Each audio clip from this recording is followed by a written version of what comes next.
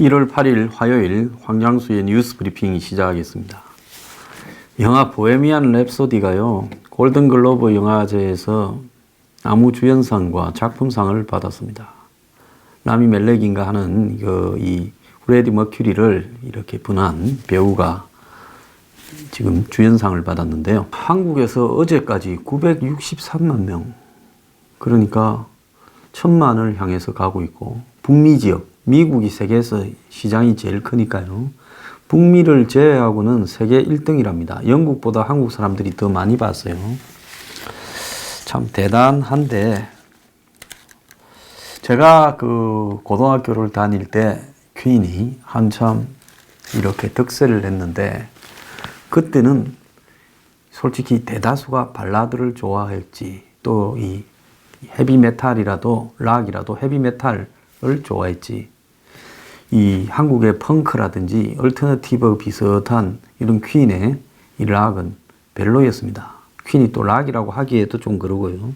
어쨌거나 퀸의 프레디 머큐리가 그때는 좀 징그러워 보였고 좀 많이 이상했죠. 우통을 벗고 또 러닝만 입고 이렇게 뛰어다니면서 하는 모습이 그때로는 매우 좀 이질적이고 별로 좋지 않았습니다. 그래서 저도 학생 시절에 이 퀸이 프레디 머큐리가 보기 싫어서 퀸을 별로 좋아하지 않았고 가끔 라디오로 이 음악만 듣는 수준 정도였습니다. 그런데 한국 국민들이 어떻게 이렇게 퀸을 다 좋아해서 이렇게 퀸 열풍이 불어서 1000만을 향해서 1000만이 될 것 같아요. 가고 있는지. 역대 음악 영화 중에서도 최고고 역대 외국 영화 중에서도 지금 한 5, 6위를 향해서 가고 있는 걸로 알고 있습니다. 그래서 과연 이 한국인들의 이 속에 들어와 있는 이 열풍이라는 것은 무엇이냐? 무엇이든 누가 좀 좋다 이러면 다 가서 봐야 되는 것이냐? 저는 그런 이 퀸의 보헤미안 랩소디 영화를 보면서 그 한국인의 마음속에 들어있는 그 유전자가 아주 궁금해졌습니다. 자, 영화는 뭐 음악 영화로도 성공한 영화고 골든글러브 작품상을 받을 정도면 나름대로 일정한 품질은 있다고 보지만 역대 한국의 음악 영화가 와서 200~300만만 들어도 잘 된 건데 그 영화에 저는 안 봤어요. 다수가 이 라이브 장면으로 되어 있고 또 뭐 영화의 짜임새가 썩 뛰어나다거나 이런 평가를 받고 있는 건 아닙니다. 그런데 그렇게 언제 그렇게들 퀸을 다 좋아했는지 좀 의아스러운 부분이고요. 야, 지금 퀸의 오리지널 영화가 아닌 그 영화는 퀸이 공연하는 장면을 사실상 퀸의 이 음악에다가 배우가 이 대역을 한 거죠. 가짜죠. 그 공연 장면은. 그런데 실제 퀸의 공연 영화가 2009년하고 2011년에 두 번에 걸쳐서 개봉이 됐습니다. 퀸이 그 81년에 캐나다 몬트리올에서 한 2시간가량 공연하는 한 20곡 너댓곡 정도 부를 건데 이 다큐 영화죠. 공연 다큐 영화가 개봉이 되었습니다. 그런데 2009년, 2011년 합쳐서 19,000명이 봤다고 합니다. 그리고 그때는 19,000명이 보다가 오리지널 때, 이제 오리지널이 아니라 페이크 다큐인데, 이 페이크 다큐 그 영화에는 1000만 가량이 보고 있다. 그러니까 진짜를 능가하는 가짜라는 겁니다. 그래서 이 차이는 어디에서 기인하는가?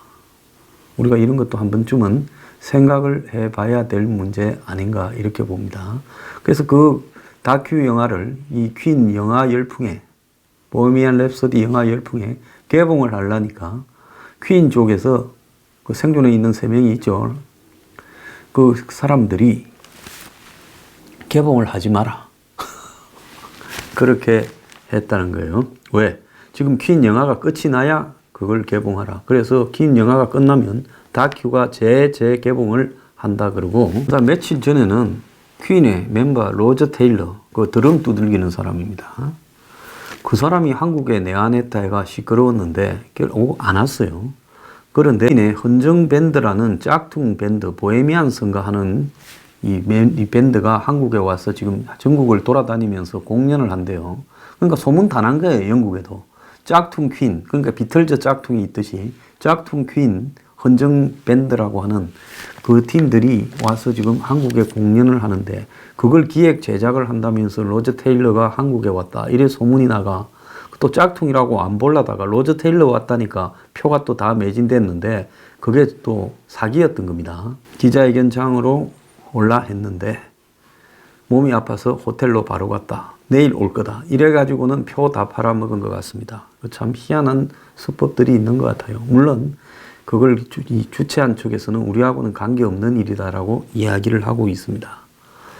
자, 그래서 이 퀸을 바라보면서 한국 사람들이 언제부터 퀸을 이렇게 좋아했나 제가 한번 좀 무서워서 이야기를 해봤습니다. 뭐 세상이 낙이 없으니까 뭐 퀸에 미쳐보는 것도, 솔직히 뭐 프레디 머큐리에 대해서 편견을 빼고 바라보면 이 노래 부르는 실력이나 또 작곡 실력이나 또 이 무대 공연하는 이 스킬이 세계에서 제일 뛰어나죠. 세계 위대한 4대 가수 중에 엘비스 프레슬리, 그 다음에 비틀즈, 그 다음에 퀸, 그리고 마이클 잭슨, 이렇게 4개를 꼽기도 합니다.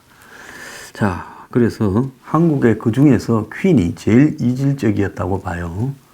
그런데 그런 이 퀸이 한국에 바람을 일으키고 있습니다. 그래서 우리 한국민들이 정치적으로도 바람을 넣기에 아주 좋은 민족성을 가지고 있는 게 아닌가 하는 생각도 들었어요.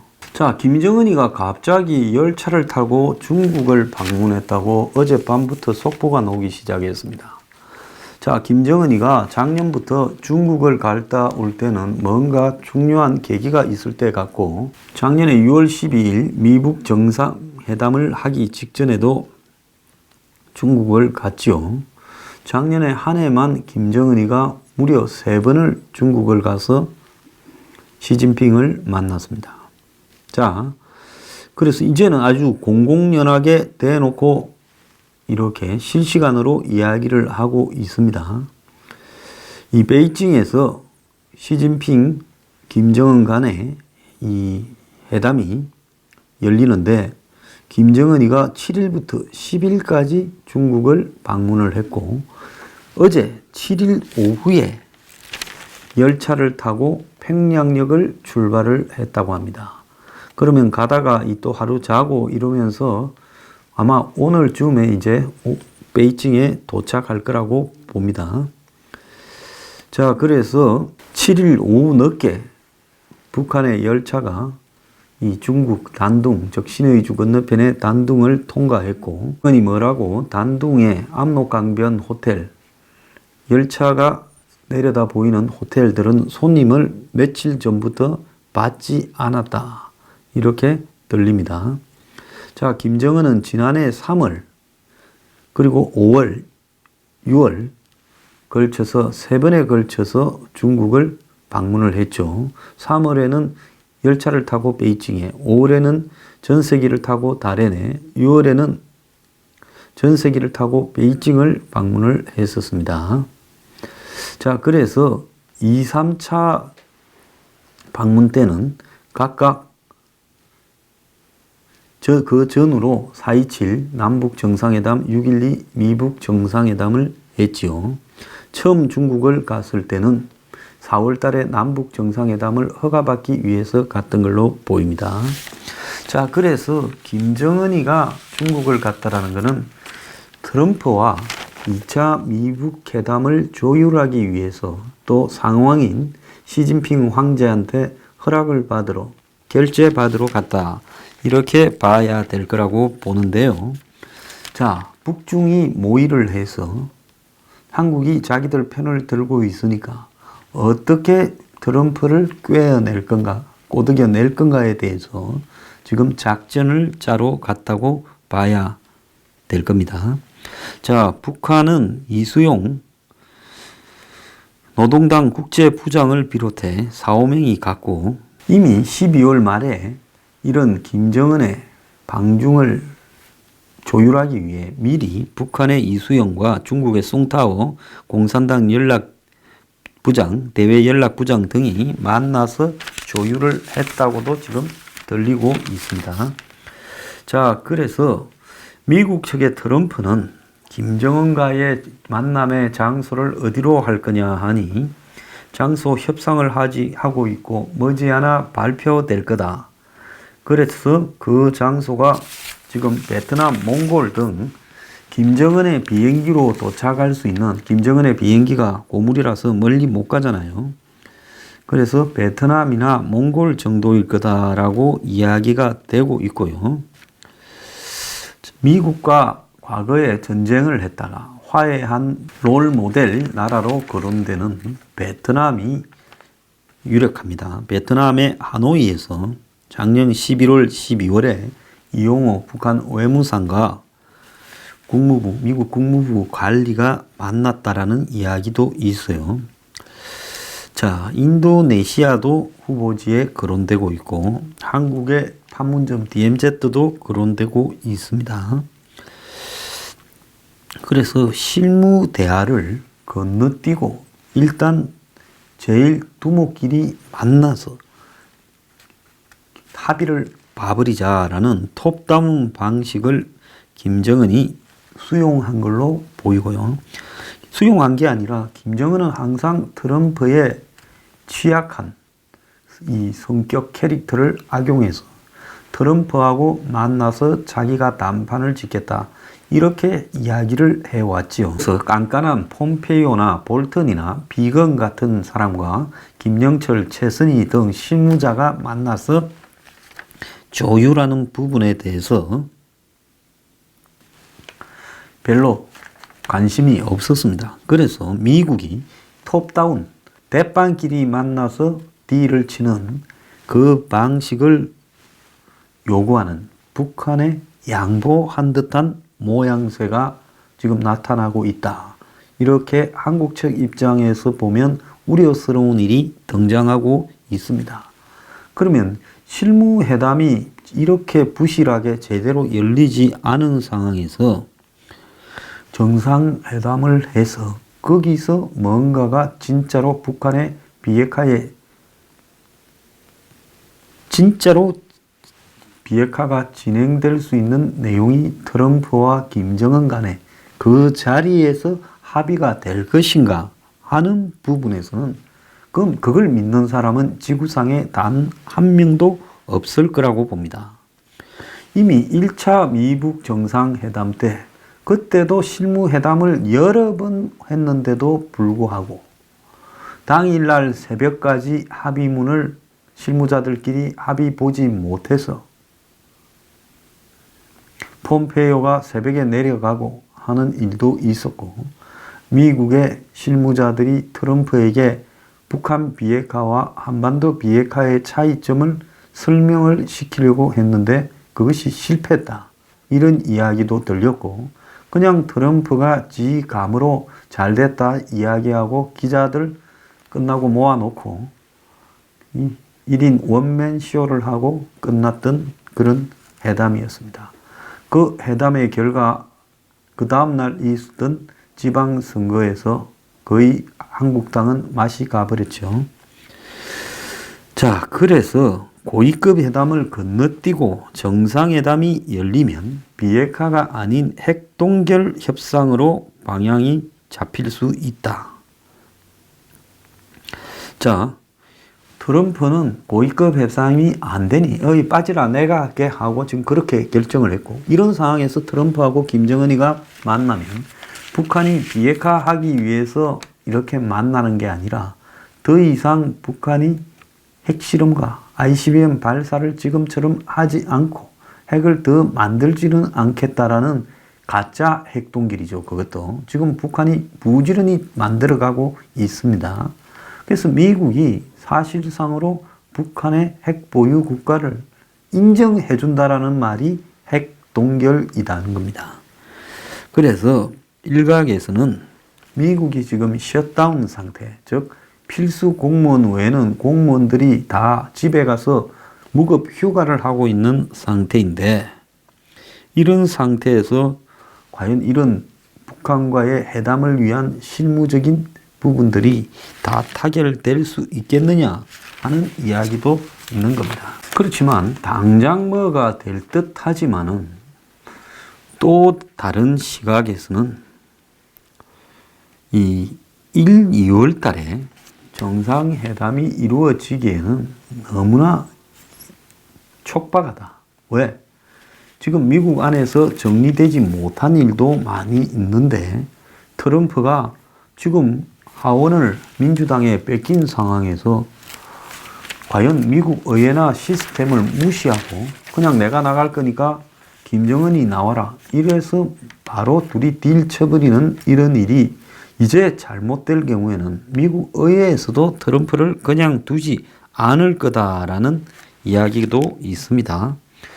그리고 아무리 톱다운 방식으로 하더라도 미국이 과연 실무자들 부분들을 완전히 외면한 채 김정은과 만난다면 그거는 트럼프가 정말로 미치지 않았으면 김정은을 만나서 그 자리에서 너 뭐 갖고 왔냐? 형님 나 이거 갖고 와서 하면 이걸 협상 내용이라고 갖고 왔냐 하면서 테이블을 박차고 일어나서 판을 깨기 위해서 만나는 것이 아니라면 김정은과 실무자의 회담 그리고 조율 없이 의제 조율 없이 김정은을 직접 만나서 딜 치자라는 이런 50년대 스탈린 방식 40년대 50년대의 스탈린 방식으로 민주국가의 대통령이 회담을 한다. 이건 생각을 할 수 없는 문제입니다. 자, 그래서 미국 측에도 지금 상황을 좀 알아보면요. 지금 민주당에서는 펠로시가 다시 하원 의장이 되었죠. 이 여성도 대단한 사람입니다. 그래서 하원을 장악하고 있죠. 민주당이. 그래서 탄핵에 대한 이야기가 매우 심하게 지금 나오고 있습니다. 특히 소장파 민주당 의원들일수록 트럼프를 그냥 뒀다가는 나라 그들 나겠다라는 이야기가 굉장히 나오고 있어요. 그리고 이전에는 트럼프를 쫓아내면 이 미국의 부통령 펜스가 트럼프를 대신할 건데 펜스는 매우 안정적인 사람이라서 오히려 다음 대선에서 이 늑대 피하려다가 호랑이 만난 꼴이 되기 때문에 트럼프가 더 똘끼를 발휘하도록 그냥 두는 게 낫다. 이런 이야기들이 많았는데요. 이제는 민주당에서도 이런 시각이 없어지고 있다는 겁니다. 그래서 이번에 뉴욕주 최초 흑인 여성 검찰총장, 보통 검사장이라고도 해석이 됩니다. 러티시아 제임스가 트럼프 탄핵을 위해서 검사장이 됐다. 이런 목소리를 높이고 있어요. 자, 그래서 지금 트럼프에 대한 공격이 매우 심화되고 있는 상황입니다. 그래서 트럼프가 구실을 갖다가 만들게 되면 실제로 이 탄핵으로 내몰릴 가능성도 매우 큽니다. 그래서 뉴욕주 검사장은 트럼프의 사업 주로 터가 부동산 거래가 또 재단이나 이런 것들이 뉴욕에서 있었기 때문에 뉴욕주 검사장이 돼서 트럼프의 부동산 거래 탈세 또 재단과 관련된 자금 운용 이런 부분들을 다 조사를 하겠다라고 지금 나오고 있습니다. 자, 이런 문제가 하나 있고 또 미국에서는 지금 북한 문제가 뒤로 밀려 있어요. 미국에 지금 이 셧다운이라는 이 미국의 이 멕시코 트럼프의 장벽 예산 52억 달러인가 때문에 민주당이 이걸 반대하고 있고 그것 때문에 작년 예산이 그러니까 올해 예산이 처리되지가 않아 가지고 공무원들을 갖다가 지금 집에 보내놨지 않습니까? 자, 이런 문제가 또 지금 발생을 하고 있고 그래서 심지어 화장실, 공공 화장실조차 치우지 못하고 쓰레기조차 못 치우고 박물관이나 국립공원이 지금 문을 닫고 있는 사태까지 벌어지고 있습니다. 그리고 지금 시리아 문제에 있어서 트럼프가 지금 방향 전환을 했다고 해요. 편이 IS 완전 격퇴될 때까지는 철군을 할 수 없다. 이렇게 해버리면서 사실상 지난 달 12월 19일 트럼프가 트위터에 시리아에서 다 빼겠다라고 했던 말이 철회가 됐다. 실제로 IS가 시리아에서 다 격퇴가 되려면 몇 달이 아니죠. 몇 년이 걸릴지 모른다는 겁니다. 그래서 이 쿠르드 반군을 IS가 다 이렇게 괴멸되고 또 그들이 쿠르드 반군이 보호될 때까지 미군이 있겠다. 그러면서 더 기회를 보고 미국의 허락 없이 군사적 행동을 하지 말라고 볼턴이 이야기를 했습니다. 쿠르드를 보호해야 된다. 자, 그래서 지금 현재도 시리아에 한 3만 명 가량 IS가 있는데 이들을 격퇴한다라는 것은 현실적으로 거의 불가능한 일이다. 그러니까 말라 죽을 때까지 기다릴 수밖에 없는 상황이라는 거죠. 그래서 트럼프가 쉽게 시리아 철군을 이야기했다가 지금 조용히 그 철군을 철회한 걸로 지금 해석되고 있습니다. 이 문제도 미국에서 지금 매우 시끄럽고요. 그 다음에 이 터키하고의 관계 문제도 시끄럽고, 싱크탱크 등에서 하도 북한 문제에 대해서 이야기를 많이 해서 아무리 프레젠테이션이나 문서로 뭘 보고 듣고 받고 하는 걸 싫어하는 트럼프라도 이제는 북한 문제에 대해서 눈치는 좀 챘다라는 이야기가 있습니다. 어제 어떤 분이 황 소장님이 미국은 시스템의 나라라서 그래도 안심을 좀 했는데 이렇게 트럼프가 갑자기 철군을 하려면 어떻게 하느냐. 자, 제가 우려에 대한 가능성을 이야기를 했어요. 그래서 그 우려에 대한 가능성을 막기 위해서 미국 내에서 벌어지고 있는 일도 제가 소개를 드리는 겁니다. 자, 그래서 트럼프가 북한하고 딜을 쳐서 주한미군을 뺀다고 했을 때 이런 트럼프의 행동이 미국 내에서 지금 탄핵을 틈만 나면 밀어붙이려고 하는 세력들에게 미군을 빼서 탄핵이 되지는 않겠죠. 그건 연관관계가 전혀 없습니다만은 미군을 뺨으로써 국회가 발칵 뒤집어지고 언론이나 싱크탱크가 트럼프 공격에 나서면서 트럼프가 실질적으로 미국의 공화당의 일각에서도 버림을 받는 상태로 몰려버리면 미국의 상원의 공화당이 배신을 해야 트럼프가 탄핵이 되지 않습니까? 상원에서 3분의 1을 이렇게 얻어야 트럼프가 탄핵이 되는데 100명인 상원 의원 중에서 3분의 2가 되려면 얼마입니까? 67명이 돼야 돼요. 그러면 민주당으로서는 사실상으로 20몇 명을 이렇게 더 확보해야 되는 일이 있는 겁니다. 자, 그러려면 공화당이 배신을 해줘야 되는 부분이에요. 그래서 트럼프가 이런 위험들을 감수하면서 북한하고 딜을 쳐서 거기에서 얻는 이익이 자기가 이를 손실보다 더 클 것인가를 계산을 할 거라고 봅니다. 이 사람의 머리 구조는 한국에 대한 애정은 눈꼽만큼도 없습니다. 한국에 대해서 고려하는 부분, 동맹에 대해서 고려하는 부분, 무슨 공산주의와 자유진영의 대결 이런 생각은 눈꼽만큼도 없는 사람이에요. 한국에서 미군을 빼서 내가 얻을 수 있는 이득이 뭐고 이를 손실이 뭔가를 계산할 건데 얻을 이득은 북한이 자신하고 협상해서 한국에서 미군이 빠진다면 좀 더 적극적으로 해서 북한하고 딜이 됐다. 그러면서 종전선언까지 가고 북한이 비핵화를 위한 약간의 쇼를 해주는 거. 그리고 그 자신이 거기에 속아주는 척 하는 거. 그것이 이제 미국에서 북한하고 비핵화 타결이 되어서 비핵화에 들어간다고 다시 한번 가짜 쇼를 하는 거. 그래서 미국민들을 좀 헷갈리게 하면서 대선까지 끌고 가는 건데 이 부분에서는 수많은 허점이 있기 때문에 미국의 언론이나 야당, 의회에서 공격을 받을 가능성이 커요.